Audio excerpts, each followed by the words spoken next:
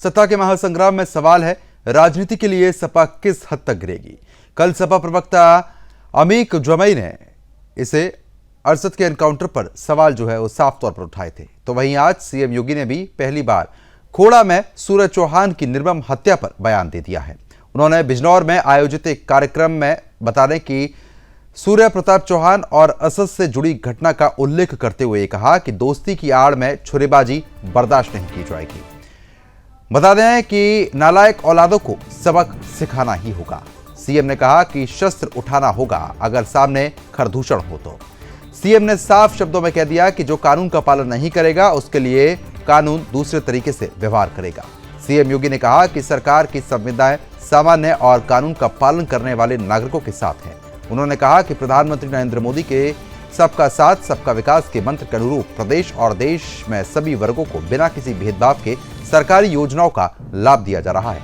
मतलब ये है कि सीएम योगी साफ साफ ये संदेश देना चाहते हैं कि जब आपको सरकारी योजनाओं का लाभ दिया जा रहा है तो फिर भी कानून को हाथ में लेने की कोशिश करोगे तो कानून सही तरीके से सबक सिखा देगा।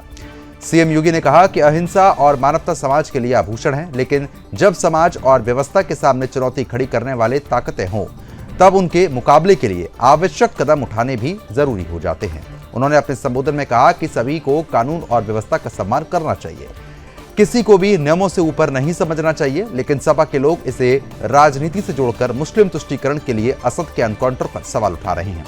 लेकिन जब जिहादियों ने बकरा ईद पर कुर्बानी दिखाने के बहाने नाबालिग सूर्या की हत्या कर दी तब पूरे सपा में सन्नाटा था। लेकिन जैसे ही पुलिस प्रशासन अपना काम शुरू करने पहुंचा और वैसे ही वोट बैंक के लालची आ गए और हो हल्ला करने लगे। आपको बता दें कि असद के घर पर बुलडोजर कार्रवाई भी तेज हो गई है। उसके घर पर नगर निगम ने नोटिस चस्पा कर दिया है। पुलिस प्रशासन ने मुनादी कराते हुए घर पर अवैध निर्माण का नोटिस चिपका दिया है। अब जल्द ही उसे जमींदोज भी कर दिया जाएगा। लेकिन सपा का क्या, उनके पीडीए में अल्पसंख्यक मतलब सिर्फ मुस्लिम होता है। करेंगे इन्हीं तमामों पर सवाल जो है उन पर चर्चा। लेकिन उससे पहले सीएम योगी ने क्या कुछ कहा है वो भी सुनना जरूरी है। आपने भी गाजियाबाद में देखा होगा,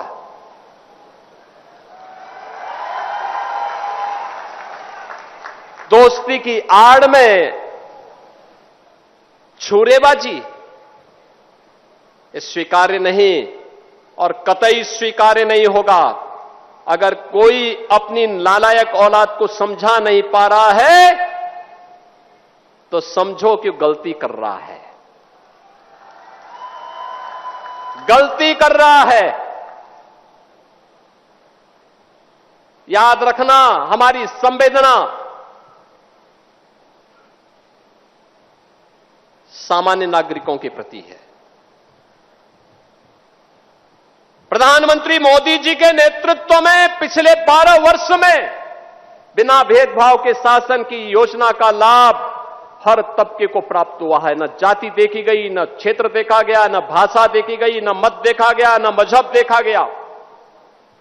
सबका साथ और सबका विकास, योजनाओं का लाभ, विकास की योजनाएं बिना भेदभाव के, बिजली बिना भेदभाव के,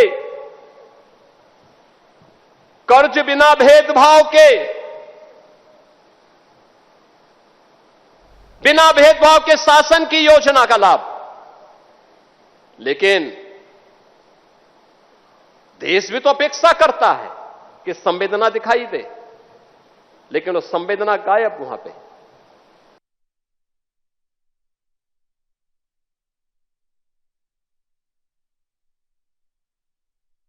तो फिलहाल जिस तरीके से आप प्रतिक्रिया जो है वो मुख्यमंत्री की सुन रहे थे, अब चर्चा को आगे बढ़ाते हैं। गेस्ट जो है वो लगातार हमारे साथ अब जुड़ रहे हैं। फिलहाल आपको बता दें कि जिस तरीके की स्थिति बनी हुई है ऐसे में लगातार आरोप प्रत्यारोप का जो दौर है वो यहाँ पर शुरू हो चुका है। राजनीतिक विश्लेषक हैं सुरेंद्र स्वामी जी, वो अभी हमारे साथ कनेक्ट है।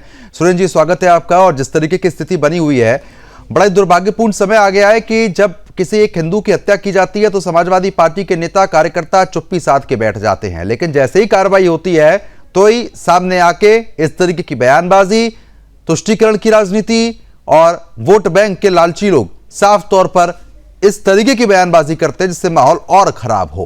पहली प्रतिक्रिया आपकी। नहीं, आपने बिल्कुल ठीक कहा। ये जो इतने हौसले बढ़े हुए हैं और एनसीआरबी का डाटा कहता है कि उत्तर प्रदेश में मुस्लिमों की आबादी 19% के आसपास है, लेकिन वो क्राइम रेट उनका 28 से 30% के बीच।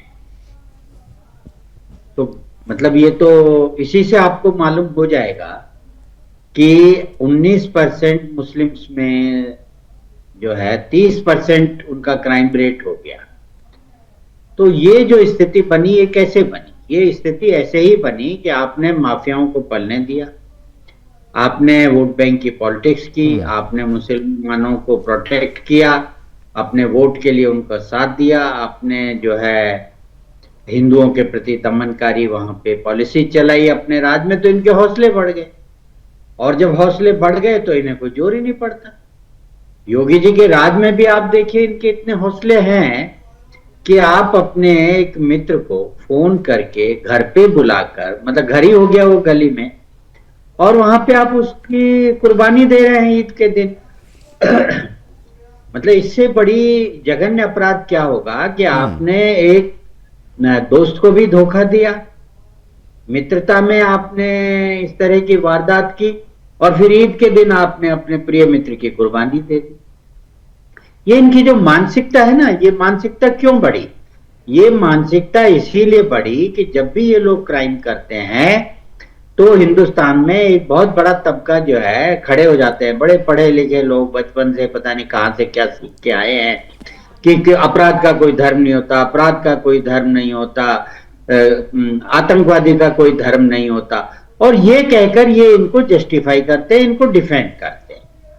तो इस तरह जब देश में चलेगा तो उसका नतीजा यही होगा कि ये सर्तन से जुदा के नारे लगाएंगे, खुलेआम आपको गलियों में चाकू मार के आपकी हत्या करेंगे, आपकी कुर्बानी देंगे, और फिर ये इनके लोग आ जाएंगे, इनकी पार्टी के समर्थक, इनके समाज के समर्थक, कि नहीं ये तो ऐसे था वैसे था, उसको जस्टिफाई करेंगे। अभी वो मैं देख रहा था, उसका एक जमैका, अमीक जमैका एक्स पे पोस्ट है उसका, कि ये तो इनके पारिवारिक थे, ये प्रॉब्लम थी, उसकी बहन से भी दोस्ती थी। अरे तो बहन से भी दोस्ती थी, अगर ये रिवर्स हो तब तो आप फट से खड़े हो जाएंगे। नहीं, प्यार का हक तो सबको है, प्यार तो का हक तो सबको है। लव जिहाद क्या होता है? और अगर उस लड़के की, मैं तो मानता नहीं हूं, मैं तो ये मानता हूं कि ये गलत खबर फैला रहे हैं ताकि जो क्राइम है उसकी जो इंटेंसिटी है वो कम हो। लेकिन अगर हम उनकी बात भी अमीक जमाई की सच मान लें, वो तो जांच में आएगा, तो आप ये कैसे कह सकते हैं कि भाई अगर हिंदू लड़के से मुस्लिम लड़की की दोस्ती है तो आप उसको मार दोगे, और मुस्लिम लड़का हिंदू दोस्ती से नाम छुपा के भी बोलेगा तो वो लव जिहाद नहीं होगा। बस वही, बिल्कुल तो आप ठीक बात कह रहे हैं। ये तो दोगली राजनीति जो है और मानसिकता जो है वो साफ तौर पर समझ में आ रही है। कुछ और भी खास मेहमान हमारे साथ जुड़ चुके हैं, उनका भी हम रुख करेंगे और जानने की यही कोशिश करेंगे कि समाजवादी पार्टी आखिरकार इस तरीके की चीजें क्यों यहां पर कर रही है। जो खास मेहमान उनको लाइए एक बार स्क्रीन पर। डॉक्टर शिव कुमार दुबे हैं, सपा प्रवक्ता। शिव कुमार जी स्वागत है आपका। और बीजेपी प्रवक्ता भी हमारे साथ इस वक्त कनेक्ट है, रत्नेश मिश्रा जी हैं। शिव कुमार जी, मैं आपसे समझना चाह रहा हूं कि जब एक हिंदू की हत्या होती है तो समाजवादी पार्टी चुप हो जाती है, लेकिन जैसे ही उस मुसलमान, उस हत्यारोपी पर कार्रवाई होती है तो आप लोगों को बड़ा दर्द होता है। अब हर जगह तो वोट की लालचपना आप मत दिखाएं ना। बताएं दुबे जी। शर्मा जी, कायदा जो होता है ना, कानून, कायदा, नियम, ये सबके लिए एक से होने चाहिए, ठीक है ना। कोई भी अगर गलत काम करता है तो उसमें ये नहीं देखना चाहिए कि ये इस जात का है तो इसके लिए अलग कानून, ये इस जात का है तो इसके लिए अलग कानून। अगर आपने उसको इनकाउंटर में ढेर किया, अच्छी बात है, चलो इनकाउंटर में ढेर किया, लेकिन उस 15 साल के गोपाल शर्मा के बच्चे के हत्यारों को अभी तक क्या किया है? जो इससे भी जघन्य अपराध किया था, उनका कौन सा इनकाउंटर हुआ है महाराज? ये बताइए ना। वो बरेली में जो 2 कर्मचारी बीपीसीएल के मारे गए थे, उनके यहाँ कितने बुलडोजर चल गए, कितने इनकाउंटर हो गए उसके? कहने का मतलब आप पार्शलिटी मत करो, आप किसी का पक्ष, एक तरफ पक्ष लेके काम मत करो। मैं उस चीज को स्वागत करूंगा अगर आप कानून सबके लिए बराबर करेंगे, कोई दिक्कत नहीं है। और जितने, मैं तो इस बात, समाजवादी पार्टी तो इस बात को कहती है कि जो भी गैर कानूनी रूप से रह रहा है, कुछ गैर कानूनी काम कर रहा है, उसके साथ सरकार एक्शन ले। अरे कानून को पास करो ना संसद और विधानसभा में। अगर नहीं कानून तो पास हो बुलडोजर जाए कार्रवाई तो जहां भी होती है उस वक्त तो आप ही लोग सड़कों पे उतर आते हैं कि ये भी गलत हो रहा है। अब सरकार कुछ करे तो आप लोग सड़कों पर, ना करें तो आप आरोप नहीं। लगाएं, करे तो करे क्या फिर? अरे उतरना तब पड़ता है जब ये देखा जाता है कि प्रद्युम्न शर्मा जी के साथ गलत हो रहा है और दुबे जी के साथ सब अच्छा हो रहा है। दुबे जी के साथ सरकार एकदम प्यार से मोहब्बत से काम कर रही है और शर्मा जी के साथ गलत व्यवहार कर रही है। तो वो जो व्यवहार है सरकार का, चलो ठीक है, तो आपने व्यवहार की बात एक कर होना ली, चाहिए। लेकिन जब सूर्या की हत्या पर की गई, समाजवादी पार्टी सामने आई? क्या? जब सूर्या की हत्या की गई, जब समाजवादी पार्टी सामने आई, जब तो आप लोग खामोश हो गए, क्योंकि आपकी मजबूरी है, बोल नहीं सकते आप लोग मुसलमानों के खिलाफ। किसकी हत्या? किसकी हत्या? खोड़ा में सूर्या की हत्या की गई, नाबालिग लड़के की, असद ने हत्या की, जिसके बाद असद का एनकाउंटर हुआ। नहीं तो वो तो मैं, अरे पार्टी ने मैंने बोला ना कि जो भी हत्या, देखिए क्राइम कोई भी करता है तो वो अच्छा नहीं है, ना तो वो सभ्य समाज के लिए अच्छा है, ना वो कानून के हिसाब से अच्छा है। जे आप अगर उसकी सजा दे रहे हैं तो वो सजा फिर सबके लिए अप्लाई करो। मेरे कहने का मतलब ये है, आप बरेली की घटना में वो कानून नहीं लगाते हैं। गोपाल शर्मा बेचारे बच्चे की, जो 15 साल का बच्चा था, ये गाजियाबाद का बच्चा था, रत्नेश जी इसका जवाब दीजिए। करते। ठीक है, रत्नेश जी को सुन लेते हैं, एक बार जवाब देंगे रत्नेश जी। आपको और सभी साथी पैनलिस्टों को देश की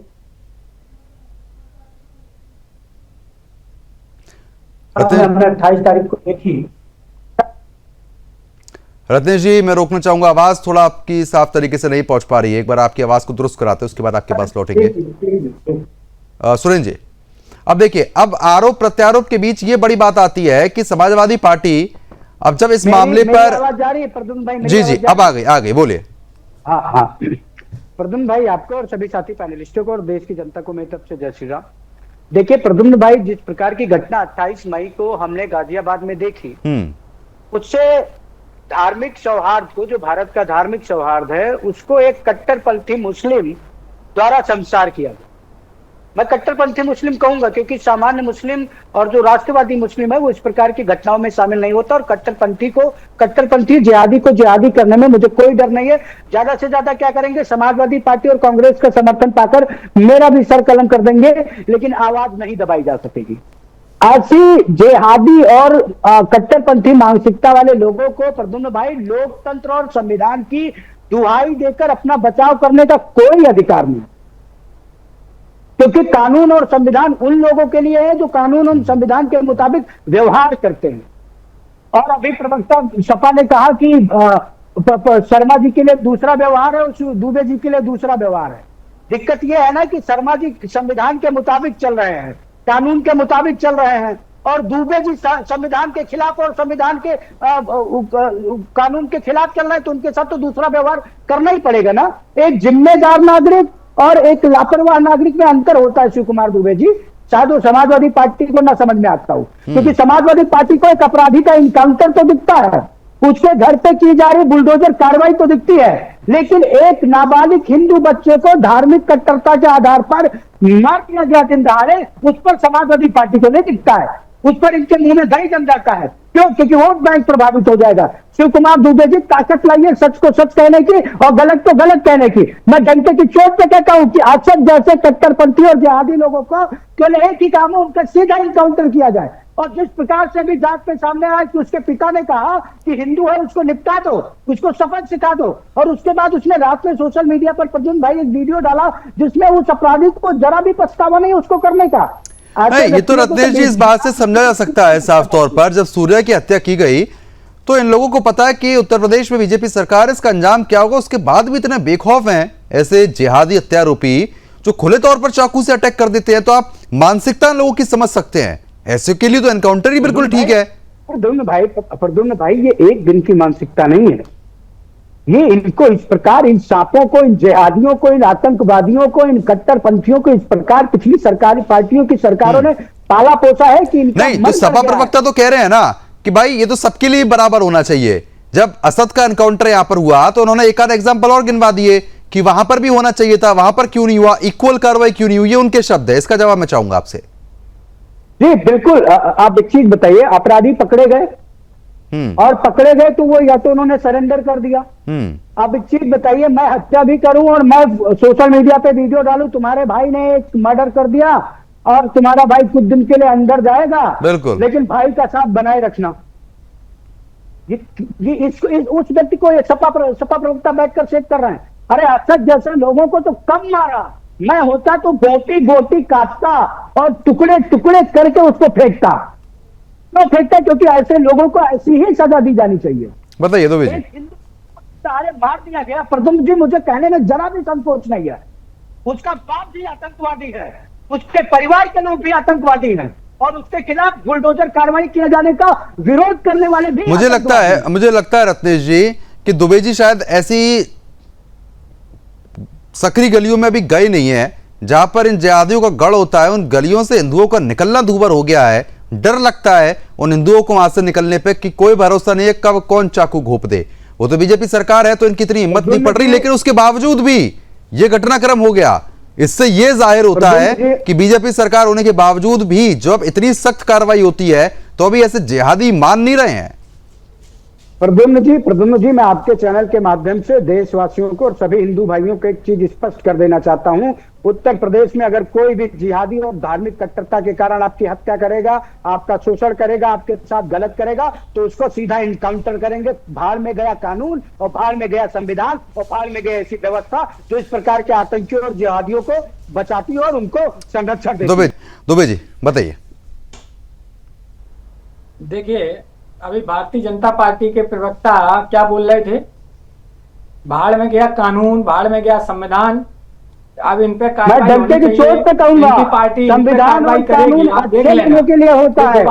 संविधान और कानून आतंकवादियों और देश विरोधी तत्वों और धार्मिकता में अंधे होकर लोगों की हत्या करने वालों के लिए नहीं होता। ये भारतीय जनता पार्टी कानून में भी विश्वास नहीं करती है, संविधान में बिल्कुल करते हैं, बिल्कुल करते हैं, बिल्कुल करते हैं।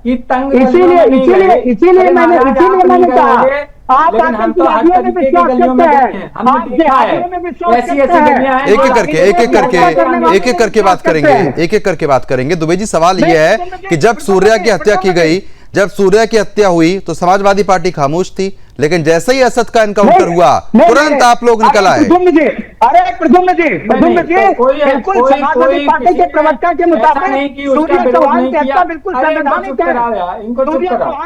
नहीं रत्नेश जी, एक एक करके बात करेंगे, एक एक करके बात करेंगे, एक एक करके बात करेंगे रत्नेश जी। को, जिहादियों को, आतंकवादियों को संविधान ने अधिकार दिया है कि किसी को भी बुलाओ और चाकू भोंक दो। ठीक है रत्नेश जी, एक एक करके बात करेंगे, एक एक करके बात करेंगे। दुबे जी बोलिए, गिराइए फेडर गिराइए। दुबे जी बोलिए।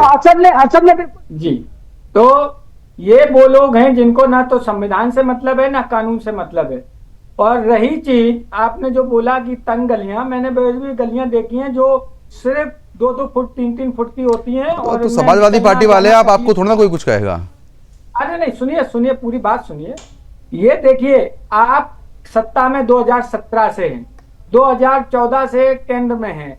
आपने कौन सा ऐसा काम किया है वो आप बताइए, कौन सा डेवलपमेंट का काम किया है? अरे डेवलपमेंट की काम की बात यहाँ पे कहां से आ रही है? आप कैसी बातें करते हैं? मतलब आप थोड़ी सेंसिबल बातें कीजिए ना। डेवलपमेंट का मतलब क्या होता है? नहीं, डेवलपमेंट की आप बात कर रहे हैं। आपकी सरकार बन पाई उत्तर प्रदेश में, आपको इसी से समझ जाना चाहिए। आपको इसी से समझ जाना चाहिए कि जब डेवलपमेंट बीजेपी कर रही तभी तो सरकार रिपीट हो रही है। अगर आप कर गए होते तो आप लोग आ जाते, आप लोग क्यों नहीं आ पाते हैं? सवाल बात तो सुनिए, बोलिए, बात तो सुनिए, बोलिए। डेवलपमेंट का मतलब क्या है? जो सकरी गलियां हैं उनको चौड़ा किया जाए, घर तोड़वा दें, वहां पर घर तोड़वा दें, बताइए। अब जो प्लॉटिंग नहीं, अब प्लॉटिंग इस तरीके से हुई है, अब वहां पर प्लॉटिंग इस तरीके से है तो घर गली कैसे चौड़ी हो जाएगी? ये क्या बेतुकी बात है? सुनिए तो सही महाराज, आपको कैसे मालूम चल गया कि इसका इनको इतनी चिंता है कि बेचारे सूर्या चौहान के लिए एक शब्द नहीं बोलते। अरे आप सीधा गलियों फलियों का मैटर छोड़िए, आप इतना बताइए दुबे जी, आप इतना बताइए जब सूर्या की हत्या हुई, सुनो या तो फिर कोई मतलब नहीं, हम चुपचाप रहते हैं। नहीं, चुप बोलिए आप, ठीक है बोलिए। नहीं, अरे एक बार बोलने दीजिए रत्नेश जी, बोलने दीजिए उनको। ये पता नहीं कर पाया आपको तो जिहादी पाकिस्तानी आतंकवादी बनते हैं तो दर्द होता है। रत्नेश जी की आवाज गिराइए। इनको चुप कराओ यार, नहीं तो मैं नहीं बोल रहा हूँ, इनको ठीक बुलाओ। है दुबे जी बोलिए बोलिए बोलिए दुबे जी। इनको बुलाओ। नहीं, बोलिए, अब बोलिए। इनको बोलो कि टपट टपट नहीं करें। नहीं बोलिए आप लोग, आप बोलिए। मैं ये बोल रहा हूँ कि 2014 से 2017 से, चलो 14 की बात छोड़ो, केंद्र की सरकार 2017 से लेकर आज तक हमें ये बता दें कि भाई इन्होंने पूरा, इनके पास खाका है, पूरा डेटा है कि कहाँ पे कौन अनाधिकृत रूप से कब्जा किए बैठा है, कौन से प्लॉट पे कब्जा किए, कौन सी सरकारी जमीन पे कब्जा किए। समस्या इस बात की है कि जब कुछ घटना घटती है तब आपका बुलडोजर चल जाता है कि भाई ये अनाधिकृत रूप से। सुप्रीम कोर्ट ने भी इस पर अपना कमेंट किया है, ये समाजवादी पार्टी कमेंट नहीं कर सुरेन रही जी, है। इस पर सुरेन जी की राय लूंगा मैं। नहीं, इस पर सुरेन जी की राय लूंगा। सुरेन जी। जी नहीं, देखिए ऐसा है, कानून यह है कि कोई भी अपराधी हो और उसकी इलीगली ऑक्यूपाइड कोई भी प्रॉपर्टी हो तो उसको सरकार, और या सरकारी जमीन में हो, अगर सरकारी जमीन में है तो कोई नोटिस देने की जरूरत ही नहीं, और अगर वो सरकारी जमीन में नहीं है तो उसको नोटिस देते हैं। इस केस में उसको नोटिस दिया है 15 दिन का। बात ये नहीं है, बात ये है दुबे जी, इस बात को क्यों जस्ट डाइल्यूट करने की कोशिश कर रहे हैं। आप अमीक जमाई थोड़े ही हैं, आप तो दुबे हैं।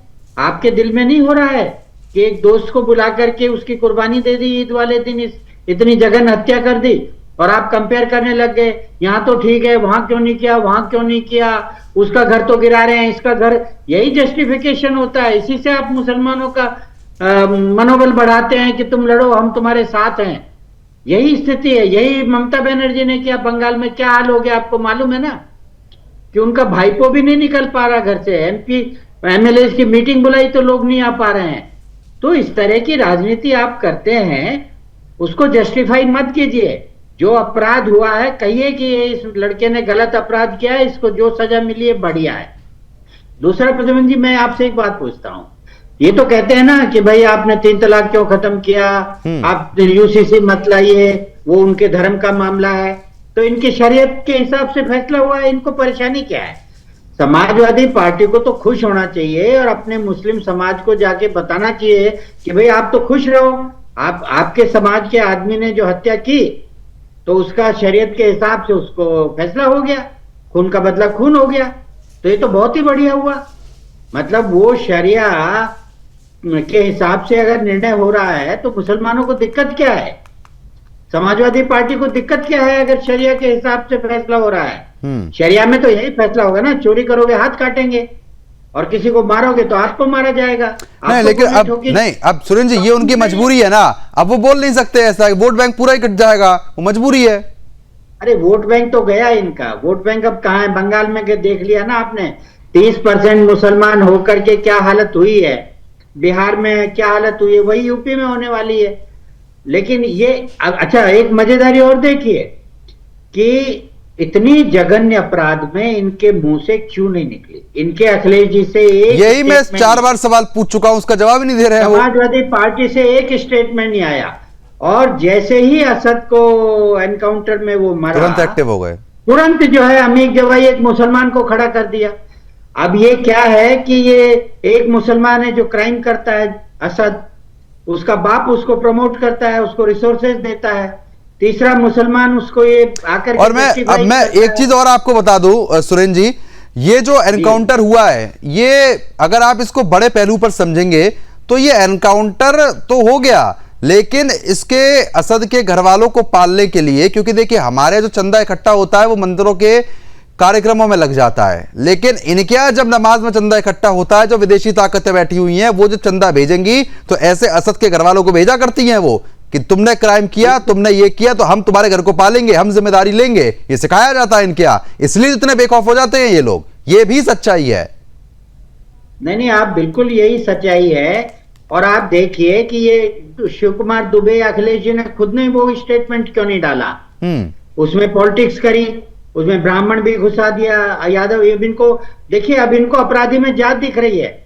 जब आतंकवादी मरता है तो ये लोग कहते हैं कि नहीं, आतंकवादी का कोई धर्म नहीं होता। आप कहते हो ना भाई सारे मुसलमान आतंकवादी क्यों है, तो कहेंगे नहीं नहीं नहीं, आतंकवादी का कोई धर्म नहीं होता।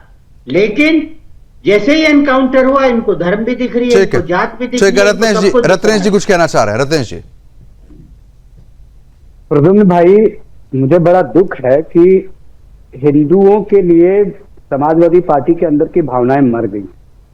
उनके ना तो नेता बोल पा रहे हैं, और वो भी छोड़ दीजिए भाई, चलिए आपके पीडीए का है वो लड़का चौहान जो है, वो आपके पीडीए का ही है, पिछड़ी जाति से आता है वो। आप जिस पीडीए पीडीए पीडीए पीडीए की बात करते हैं उसी से आता है वो लड़का, चौहान जाति का। कम से कम उस पीडीए की जाति का होने कारण तो अखिलेश यादव जी उसकी बात कर लेते, लेकिन अखिलेश यादव जी के लिए पीडीए का मतलब केवल मुसलमान है, वो है क्या कहते हैं, पापी और डाकू और अपराधी मुसलमान। जो इनका पीडीए वाला है नया फार्मूला है, पापी डाकू और अपराधी मुसलमान, ये है इनका पीडीए। इनके लिए एक पीडीए की पिछड़ी जाति के बच्चे की हत्या पर भी इनसे नहीं बोला जा रहा है। और मैं एक बार फिर कहूंगा कि कानून और संविधान उन लोगों के लिए संरक्षण करने के लिए लाया गया जो कानून और संविधान में विश्वास रखते हैं। ऐसे लोगों को इसका संरक्षण नहीं मिलता जो कानून और संविधान में विश्वास नहीं रखते हैं। ऐसे लोगों को कोई अधिकार नहीं है जो कानून और संविधान की धज्जियां उड़ाते हो और फिर जब खुद धरे जाते हो तो कहते हो नहीं हमको कानून और संविधान से संरक्षण चाहिए। बिल्कुल अधिकार नहीं है उनको ये मांगने का। और बताइए दुबे जी, मैं फिर कह रहा हूँ कि ठीक है, नहीं दुबे जी सवाल यही है कि जब किसी हिंदू का जब ठीक है घर में बुलडोजर चलेगा। ठीक है रत्नेश जी, दुबे जी अब मैं नहीं आ रहा हूँ रत्नेश जी, ठीक है बस हो गया रत्नेश जी, आ रहा हूँ अब सुनिए, थोड़ा सुनिए 10 सेकंड प्लीज, 10 सेकंड। और असद के परिवार वालों ने असद के खिलाफ सूर्या के परिवार वालों ने कहा कि हमें न्याय चाहिए, हमें हत्या के बदले उसकी लाश के बदले लाश चाहिए, हमने दी। इसे कहते हैं जजमेंट और जस्टिस। जो पीड़ित परिवार था उसने जो मांगा हमने उसको वो दिया। नहीं तो पुलिस ने तो पकड़ने की कोशिश की थी ना। आज जब पुलिस पर ही साफ तौर पर हमला करने की कोशिश करेगा असद तो फिर तो एनकाउंटर हो गई। कोई जबरदस्ती एनकाउंटर थोड़े ना किए जाते हैं। जब अपराधी क्रॉस फायरिंग में मारे जाते हैं तमाम तरीके की चीजें देखने को मिलती हैं। बहरहाल लेकिन दुबे जी मैं आपसे समझना चाह रहा हूं क्योंकि देखिए सुरेंद्र जी भी वही सवाल पूछ रहे हैं कि जब हिंदू मारा जाता है तो आप लोग कुछ नहीं बोलते हैं, लेकिन जैसे ही कोई मुस्लिम का एनकाउंटर होता है जो अपराधी है उसने गलत किया है उस तुरंत समाजवादी पार्टी एक्टिव हो जाती है। अरे हिंदुओं में तो साफ बोलिए आप लोग। नहीं अभी सुरेंद्र जी बोल रहे थे कि अमीक जवाई अपना एक पर्सनल उस पर कुछ लिखते हैं, वो पार्टी की गाइडलाइन नहीं होती। पार्टी की गाइडलाइन तब है कि जब मैं यहाँ बैठा हूँ और मैं जो बोल रहा हूँ वो पार्टी की गाइडलाइन है। अमीक जवाई कौन है? अमीक जवाई कौन है? अमीक जवाई कौन है बताइए। पूरी बात सुनिए। और इन्होंने कहा कि उसका मर्डर हुआ और समाजवादी पार्टी ने नहीं बोला। मैं खुद इसका आई विटनेस हूँ। मैंने कई चैनल पे डिबेट में पार्टिसिपेट किया, मैंने इस चीज को बोला है। किसी की भी कानून को तोड़कर किए जाने वाला निश्चित ही है। एक एक करके अरे यार इनको बंद कराओ यार रत्नेश जी, एक एक करके।